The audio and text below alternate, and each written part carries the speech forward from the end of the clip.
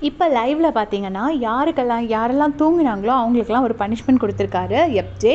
அதாவது சபரிக்கும், அரோராக்கும் குடுத்துருக்காரு. 2 பேரும் உட்காரணும் அப்படின்னு சொல்லிட்டு 2 பேரும் நின்னுட்டே இருக்கணும் அப்படின்னு சொல்லிட்டு.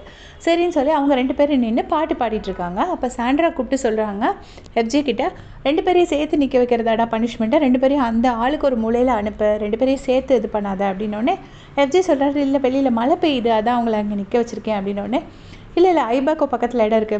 ஆள ஒரு பக்கமா திருப்பி விடு" அப்படின்னு சொல்லிட்டு சாண்ட்ரா சொல்லிட்டு இருக்காங்க. அப்போ சபரி வராரு. இல்ல அவர் வரல. அவரும் அரோராவும் சேர்ந்து "இஞ்சி ஈட்டு பலகா" பாட்ட வந்து அழகா பாடிட்டுருக்காங்க. 2 பேரும் நல்லா இருந்துச்சு பார்க்கறதுக்கு. ஆக்சுவலா அந்த மாதிரி கொஞ்சம் டாக்ஸிக் இல்லாத சீன்ஸே இந்த இந்த சீசன்லேயே மொத்தமா கம்மி தான். இவர் இந்த மாதிரி ஃபன் சைட காமிச்சா இன்னும் நல்லாயிருக்கும். பட் இங்கே அவர் என்ன சொன்னாலும் யாருக்கும் பிடிக்காது. அதனால தான் பயந்து அப்படி எதுவுமே சொல்கிறது இல்லையோ என்னவோ தெரில. அரோரா கிட்ட கொஞ்சம் ஃப்ரீயாக இருந்தார். ஸோ 2 பேரும் வந்து அப்படி பாட்டு பாடிட்டே இருந்தாங்க.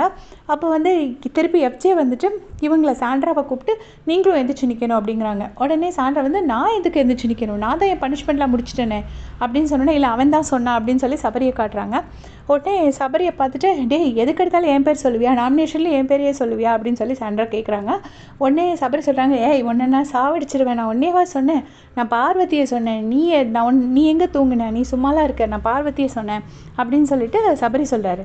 அப்போ உடனே, "பார்வதியா? டேய் அவள் ஆடிட்டுலாம் இருக்கா. அவள் எதுக்கு நிற்கணும்?" அப்படின்னு சொல்லி சாண்ட்ரா கேட்குறாங்க. கேட்ட உடனே சபரி சொல்கிறாரு, "இல்லை நேற்று நைட் அவளுக்கு பனிஷ்மெண்ட் கொடுத்தாங்க தூங்கிட்டு இருந்தான்னு.